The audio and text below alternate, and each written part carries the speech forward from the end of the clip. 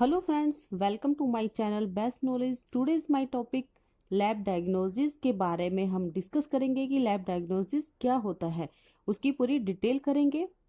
आगे बढ़ने से पहले अगर आप मेरे चैनल पर फर्स्ट टाइम आए हैं तो प्लीज़ इस चैनल को सब्सक्राइब कीजिए, लाइक कीजिए, जितना हो सकता है उतना ज़्यादा शेयर कीजिए ताकि दूसरे स्टूडेंट्स के लिए हेल्पफुल हो सके।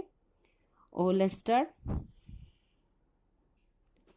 फर्स्ट जो इसके अंदर आता है वो है meaning of identification lab diagnosis and different identifications method. Meaning of identifications lab diagnosis and different यानी कि आइडेंटिफिकेशंस मेथड। आइडेंटिफिकेशन है वो जो बैक्टीरिया का, जैसे आप लोग या स्टूडेंट्स लैब में ये देखते हैं कि और हम पहचानते हैं कि ग्राम बैसिलाई स्टेप्टो जैसे अलग अलग बैक्टीरिया है या अलग अलग वायरस है, उनको हम पहचानते हैं। जब कोई भी पेशेंट आता है तो उसको जैसे कफ हो जाती है या उसको पहले से ही कफ है या उसे डायरिया हो गया है, ठीक है, या यूरिन में इन्फेक्शन हो जाता है, या उसको अगर उसे इस तरह का इन्फेक्शन है तो वो एक ही कारण से इन्फेक्शन नहीं हो सकता, वो सिर्फ कई सारे बैक्टीरिया का कारण भी हो सकता है। यानी कि अगर पेशेंट को इस टाइप का कोई इन्फेक्शन हो गया है तो वो कई कारणों से हो सकता है, या तो वो वायरस से हो सकता है या बैक्टीरिया से हो सकता है। तो ये क्या यूरिन में भी इन्फेक्शन हो जाता है तो वो उसको, अगर उसे इस तरह का इन्फेक्शन है तो वो एक ही कारण से है, इन्फेक्शन नहीं हो सकता, उसे सिर्फ कई सारे बैक्टीरिया का कारण भी हो सकता है। तो उस वजह से उस वजह से भी इन्फेक्शन हो सकता है। हम ये नहीं कह सकते कि पेशेंट को इस चीज से प्रॉब्लम हुई तभी इन्फेक्शन हुआ, या उसने कुछ ऐसी मेडिसिन ली जिसकी वजह से उसे इन्फेक्शन हो गया। हम ये नहीं बोल सकते क्योंकि इसके कई कारण हो सकते हैं। तो और ये फंजाई वायरस से भी इन्फेक्शन हो सकता है। ये जो इन्फेक्शन है ये बैक्टीरिया और वायरस से होता है, यानी कि उसकी वजह से भी हो सकता है, और पैरासाइट भी इसका कारण हो सकता है। यानी कि कोई भी माइक्रो ऑर्गेनिज्म जो कि हमें दिखाई नहीं दे रहा है, जो ऑर्गेनिज्म पेशेंट को बीमार कर रहा है, यानी कि कोई माइक्रो ऑर्गेनिज्म पेशेंट को अगर बीमार कर रहा है तो क्या रीजन है, इसमें क्या कारण है, यानी कि क्या करना है, आपको लैब में उसका सैंपल लेना है। ठीक है, अगर उसे कोई रेस्पिरेशन ट्रैक का इन्फेक्शन है तो उसे इन्फेक्शन बढ़ रहा है, तो उसके लंग्स में ये इन्फेक्शन बढ़ता जा रहा है, या वो कफ कर रहा है, या उसको डायरिया हो रहा है, या हो चुका है, या हो रहा है। ठीक है, आप उसी के अकॉर्डिंग क्या करेंगे, आप उसी के अकॉर्डिंग जो डायरिया है उसका स्टूल कोलेक्ट करेंगे। जिस पेशेंट को यानी कि अगर डायरिया हुआ है तो आप उसे क्या करेंगे, आप उसका स्टूल कोलेक्ट करेंगे। उसमें चेक करना है कि कौन सा ऑर्गेनिज्म है, ये हम लैब के अंदर पहचानते हैं। फिर उसको पहचानने के बाद आप उसके लिए कौन सी एंटीबायोटिक या एंटी फंगल या जो भी माइक्रो ऑर्गेनिज्म की वजह से इन्फेक्शन हुआ है तो उसका हम पेशेंट को सही तरीके का ट्रीटमेंट देंगे। ये पता करेंगे कि ये कौन सी एंटीबायोटिक से किल हो सकता है। ठीक है, वही एंटीबायोटिक देंगे। और ये भी चीज हम लैब के अंदर चेक कर लेते हैं। बहुत सारे हमारे आइडेंटिफिकेशन मेथड होते हैं, लेकिन जो स्टार्ट है यानी कि वो सैंपल से करना है। यहां तक आपको क्लियर हो गया होगा, क्योंकि आप पहचानोगे कहाँ या कौन सा बैक्टीरिया, कौन सा वायरस जो बीमारी कोज कर रहा है। क्लियर, मतलब कि ऑर्गेनिज्म की वजह से डिजीज कोज हो रही है, इसकी मतलब इसका आपको कैसे पता करेंगे? वो है सैंपल। जी हाँ, आपको सैंपल लेना है, उसमें हम अंदर देखेंगे कि कौन सा माइक्रो ऑर्गेनिज्म है जिसकी वजह से ये इन्फेक्शन बढ़ा है। और बैक्टीरिया को आइसोलेट, सेकंड पॉइंट यानी कि हम क्या करेंगे, इसको बैक्टीरिया को आइसोलेट करते हैं। ठीक है। Second point, identification method. ठीक है। The most important task of a bacteriologist to identify the pathogens from the clinical sample. इसमें बैक्टीरिया को कल्चर किया जा सकता है, और ये किस पर कल्चर किया जाता है? आर्टिफिशियल लाइट पर। ठीक है, इसे किस पर कल्चर किया जाता है? आर्टिफिशियल लाइट पर। क्लियर? पर जिसमें कोई आर्टिफिशियल लाइट, यानी कि क्या होता है कि इस पर जिसमें कोई लिविंग सेल नहीं पड़ा है या पड़ा नहीं होता, किसी बॉडी से निकाल कर सेल नहीं डालते, लेकिन वायरस जो होता है उसको अगर ग्रो करना चाहते हैं, उसके लिए आपको लिविंग सेल या एग लेना होता है। हम बात करेंगे बैक्टीरिया के बारे में। जो पेशेंट का सैंपल है, ठीक है,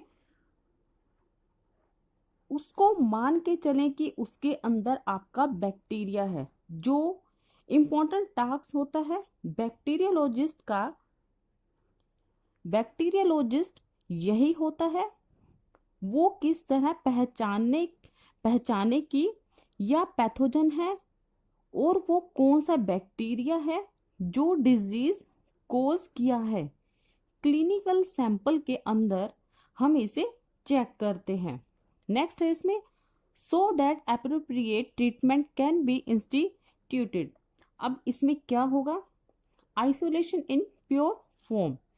ठीक है, इसमें क्या है कि सबसे पहले हम आइसोलेशन करेंगे इन प्योर फॉर्म। ये इसमें टू वर्ड, यानी कि इसमें क्या है, टू वर्ड का यूज किया गया है। क्लियर? आइसोलेशन एंड प्योर, जो क्लियर नहीं हो सकता, यानी कि वो क्लियर नहीं हो सकता, जो सैंपल है उसके अंदर से बैक्टीरिया के निकालने को आइसोलेशन कहते हैं, कि हमने उसको सेपरेट किया। प्योर का मीनिंग होता है, प्योर का मतलब होता है कि सिर्फ आप उसी का बैक्टीरिया को निकालें, उसके साथ में कोई और बैक्टीरिया अगर मिक्स हो रहा है तो आपको क्या करना है? वो बैक्टीरिया नहीं चाहिए। हमें कौन सा बैक्टीरिया लेना है या लेना चाहिए? जो पैथोजन है, जो डिजीज को लगातार कोज कर रहा है, मतलब बीमारी को पैदा कर रहा है। अगर आपके पेशेंट को लंग्स से प्रॉब्लम है और उसको लगातार कफ हो रही है, और अगर वो पेशेंट बलगम का सैंपल देता है, तो जब वो स्पूटम बलगम यानी कि का सैंपल देता है, तो वो मुंह से क्या थ्रो करेगा, या आपको वो कोलेक्ट करके देगा, किसी कंटेनर में देगा। यानी कि जैसे लैब से ही एक छोटा सा कंटेनर मिलता है, उसमें क्या है कि बलगम डालेगा। क्लियर? जब वो थूकता है, जो बैक्टीरिया है वो मुंह के अंदर ही प्रेजेंट है। ठीक है, जिन्हें हम क्या बोलते हैं? कमेंशन कहते हैं। जो बीमारी कोज नहीं करते हैं वो भी साथ में आ जाते हैं। हमें उनसे क्या करना है? क्योंकि वो तो नॉर्मली ही हमारी बॉडी में प्रेजेंट होते हैं, अगर वो ग्रो भी कर जाते हैं तो आप कैसे डिफरेंट, यानी कि डिफरेंट डिफरेंट करेंगे कि ये जो आपका पैथोजन है या आपका कमेंशल है, ये सब देखना पड़ेगा। अब हम प्योर फॉर्म में वही चाहिए जो कि पैथोजन है। ये सब कैसे करेंगे? हम उसकी कल्चर करैक्टरिस्टिक्स देखेंगे। कल्चरल पर जब हम बैक्टीरिया सैंपल को जब हम डालते हैं, तो जो सैंपल के अंदर एक दो बैक्टीरिया अगर है भी, तो वो उसका खाना पीना जो हमारे कल्चर मीडिया के अंदर हमने उसको दिया है, उसको ईट करेंगे। यानी कि उसको ईट करेगा, वो मल्टीप्लाई करके बहुत सारा अपना काउंट बना लेता है। ठीक है, वो बहुत सारे सेल बना लेते हैं। तो उस कॉलोनी की जो मल्टीप्लाई करके बना रहा है, बहुत सारे जो सेल बना रहा है, उसकी हम उसे हम देखेंगे कि उसकी कॉलोनी जो है, जब वो ग्रुप ऑफ सेल लेता है, मतलब जब वो ग्रुप ऑफ सेल होता है, तो उसका तो हम उसे तो हम बोलते हैं कॉलोनी। उस कॉलोनी की हम देखेंगे वो स्ट्रक्चर कैसा है। और हर एक बैक्टीरिया की जो कॉलोनी जब बनती है, तो उसकी शक्ल डिफरेंट डिफरेंट होती है। ठीक है, जब एक कॉलोनी बनती है तो उसकी जो शक्ल है वो डिफरेंट डिफरेंट होती है। जब हम माइक्रोस्कोप में स्लाइड पर देखेंगे, तो स्लाइड के अंदर आपको एक एक बैक्टीरिया अलग दिखाई देगा। ठीक है, अलग दिखता है वो। लेकिन जब कल्चर के अंदर जो हम डॉट डॉट देखते हैं, जिसे हम कॉलोनी बोलते हैं। क्लियर? आपको यहां तक क्लियर हो गया होगा? वो मिलियंस ऑफ बैक्टीरिया से मिलकर बनी हुई होती है। मतलब कि वो बहुत सारे बैक्टीरिया से मिलकर बनी हुई होती है। और इसलिए वो यानी कि इसलिए वो क्या होते हैं कि इसलिए वो हमें प्रॉपर तरीके से दिखने लगते हैं। वैसे एक बैक्टीरिया आपको दिखाई नहीं देता, तो ये डिफरेंट डिफरेंट होता है। कल्चर के अंदर आप बैक्टीरिया को देख रहे हैं, जो है वो बैक्टीरिया नहीं है। कल्चर प्लेट पर जो हमें डॉट दिखाई देता है, वो उस बैक्टीरिया का ग्रुप होता है, तभी इसी वजह से दिख पाता है। Clear? Morphology of bacteria colony. ठीक है, इसके अंदर जो दिखता है वो एक एक सिंगल बैक्टीरिया होता है। नेक्स्ट है इसके बाद। अब हम बात करेंगे स्टेनिंग रिएक्शन। स्टेनिंग रिएक्शन में देखेंगे कि जो कॉलोनी आपकी आई है, उसको हम स्टेन करेंगे। उसको स्टेन करने के बाद हम उसे कहाँ देखेंगे? माइक्रोस्कोप के अंदर। फिर माइक्रोस्कोप के अंदर देखेंगे, फिर एक एक करके सभी बैक्टीरिया को मॉर्फोलॉजी देखेंगे, उसके मॉर्फोलॉजी करेंगे। ठीक है, अब इसके बाद आता है मेटाबॉलिज्म। ठीक है, इसमें क्या होता है कि बैक्टीरिया अपने अंदर बहुत सारे रिएक्शन करता है, जो वो न्यूट्रिशन लेता है और न्यूट्रिशन से एक नया सब्सटेंस बनाता है। यानी कि जो न्यूट्रिशन लेता है, इसमें क्या होगा कि बैक्टीरिया अपने अंदर बहुत सारे रिएक्शन करता है, वो न्यूट्रिशन लेता है और न्यूट्रिशन को तोड़ता है और अपने हिसाब से एक नया सब्सटेंस बनाता है। उसी सभी यानी कि जो वो है बिल्डिंग ब्लॉक से उसके बाद उसको अपने स्ट्रक्चर के लिए यूज करता है। यहाँ पर वो बहुत सारे एंजाइम्स बनाता है, बहुत सारे प्रोड्यूस यानी कि बहुत सारे प्रोडक्ट्स बनाता है। हर एक बैक्टीरिया एंजाइम्स डिफरेंट टाइप का प्रोडक्ट्स बनाता है। कुछ एंजाइम को हम चेक कर लेते हैं। ठीक है, फॉर एग्जाम्पल स्टेफ है, वो कैटलिस बनाता है और स्टेप्टोकोकस बैक्टीरिया वो स्टेफ नहीं बनाता। इसमें एक ही तरीका है कि आप इसे चेक कर लें, जिसे कैटालिस पॉजिटिव आता है यानी कि उसमें स्टेफ है, और अगर कैटालिस नेगेटिव आता है तो वो ये है आपका बायोकेमिकल प्रॉपर्टीज। यानी कि सॉरी, अगर वो नेगेटिव आता है तो वो है स्ट्रैप है। ये है आपका बायोकेमिकल प्रॉपर्टीज की रिएक्शन, जो वो अपने अंदर बैक्टीरिया कर रहा है वो किसी के अंदर है, किसी के अंदर वो ही रिएक्शन नहीं हो रहा। तो हम इसी रिएक्शन को चेक करने के लिए ये बोल सकते हैं कि जो ये बैक्टीरिया है ये पॉजिटिव है, इसका मतलब ये बैक्टीरिया वाला बैक्टीरिया है। क्लियर। इसके बाद आते हैं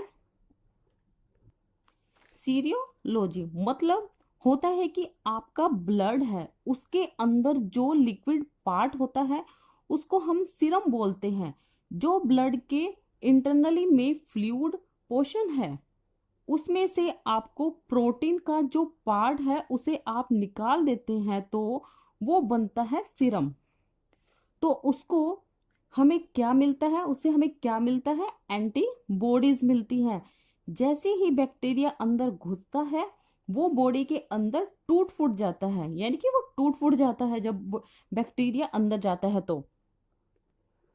और उसके सैंपल यानी जो और उसके स्मॉल पार्टिकल्स बन जाते हैं जिन्हें हम एंटीजन कहते हैं। इन एंटीजन को आपकी बॉडी पहचानती है और उसे पहचान भी लेती है। उन्हें बॉडी के अंदर एंटर नहीं करने देती, वो हमें प्रोटेक्ट करती है। अगर वो बॉडी में एंटर कर भी जाते हैं तो उन्हें किल कर देता है। जो किल करता है वो क्या है, एंटीबॉडी। हर बैक्टीरिया के एंटीजन का स्ट्रक्चर अलग अलग होता है। उसको मारने के लिए हम उसी की तरह स्ट्रक्चर चाहिए होता है। ठीक है। इसमें वर्ड यूज करते हैं स्पेसिफिक, का मतलब होता है एक ही चीज से किल होगी। तो एंटीजन ऐसा नहीं है कि कोई भी एंटीबॉडी किसी भी एंटीजन की को किल करती है, ऐसा नहीं होता। फिर हम यूज करेंगे टर्म नॉन स्पेसिफिक। अगर एक पर्टिकुलर चीज उसके एंटीबॉडी से मारी जाएगी, इसको हम यूज करेंगे वर्ड स्पेसिफिक। सीरोलॉजी में एक ही एंटीजन को किल करने के लिए एक स्पेसिफिक एंटीबॉडी बनती है जो कि दूसरे के ऊपर वर्क नहीं करती, यानी कि उसके ऊपर क्या, दूसरे के ऊपर वर्क नहीं करती। मोलिकुलर टेक्निक्स, इसमें हम क्या चेंज करते हैं, डीएनए आरएनए जो कि बैक्टीरिया के न्यूक्लियस में होता है। बैक्टीरिया के न्यूक्लियस में मेम्ब्रेन नहीं होती है। क्लियर। लेकिन उसके अंदर आरएनए डीएनए प्रेजेंट होता है। वो हमें मिलता है डीएनए क्रोमोसोम के अंदर भी होता है और डीएनए आरएनए है वो बाहर, जैसे राइबोसोम्स आरएनए या फिर जिससे राइबोसोम्स बना है, या फिर प्लाज्मिक का डीएनए। ये वाले डीएनए भी कई बार डिटेक्ट किए जाते हैं। अगर उसे पहचानने की कोशिश करें तो क्योंकि हर एक बैक्टीरिया का डीएनए डिफरेंट होता है, यानी कि डिफरेंट होता है। हर एक का क्या होता है, जो डीएनए है वो क्या है, डिफरेंट होता है। हर एक बैक्टीरिया का आरएनए क्या होता है, ये भी क्या होगा, डिफरेंट होता है। कई सारी लैब में इसे डिफरेंट मशीनों में चेक किया जाता है, जिससे हम उनको चेक करके उनका बैक्टीरिया डीएनए निकाल लेते हैं। और उस मशीन के थ्रू हम उसे चेक कर लेते हैं कि वो क्या है। क्लियर। आपको यहां तक आई थिंक समझ आ गया होगा अच्छे से। जो ये टॉपिक है ये भी इम्पोर्टेंट टॉपिक है। मेरे एक सब्सक्राइबर ने मुझे एक रिक्वेस्ट की कि आप हमें लैब डायग्नोसिस पर टॉपिक बताएं, तो इसलिए मैंने ये वीडियो तैयार की है ताकि जो दूसरे स्टूडेंट्स हैं उनकी भी हेल्प हो पाए और जो सब्सक्राइबर था मेरा उनको भी हेल्प हो पाए। और ये थी मेरी आज की वीडियो। अगर आपको मेरी ये वीडियो पसंद आए तो please like share and subscribe जरूर कीजिएगा, एंड जितना हो सकता है उतना ज़्यादा शेयर कीजिएगा ताकि जो दूसरे स्टूडेंट्स हैं उनके लिए भी हेल्पफुल हो पाए। और ये थी मेरी आज की video and thank you so much.